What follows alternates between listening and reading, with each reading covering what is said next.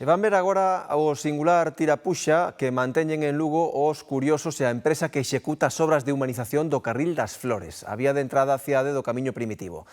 A empresa colocou lonas rodeando a obra e os curiosos fan furados para ver a evolución. A empresa repáraos e volven a aparecer novos ocos na tea. Iso sí, os lugueses están satisfeitos co resultado da remodelación. O Carril das Flores é a vía de acceso á cidade de Lugo do Camiño Primitivo. A zona estáse transformando para darlle unha imaxe renovada e as obras de humanización suscitan moita curiosidade entre os lugueses. Por seguridade, a zona de traballo está rodeada dunha lona verde, pero a curiosidade pode máis que a prudencia e a diario aparecen furados na tea.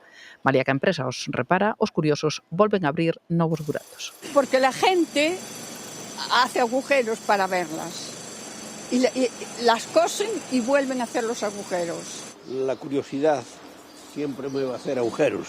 Sempre, vimos algún facendo. Yo no los hago, Pero esos son a xente maior que se dedica a seguir as obras. Yo no, desde luego. Y a ver, cualquier obra siempre invita a curiosear. As obras de humanización de Montero Ríos e o Carril das Flores pretenden eliminar un dos puntos de maior deterioro urbano da cidade. O resultado, polo momento, ten o beneplácito dos lugueses. Aquí en pleno centro ya estaba muy mal. Esta zona era un poco fea y ahora a ver si ya le dan un poco de vidilla y queda mucho mejor.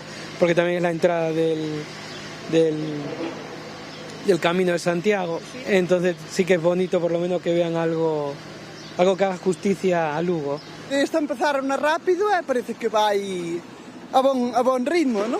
Pero, a ver, esperemos que todo quede ben e que sepa mellor. O proxecto ten un prazo de execución de 10 meses.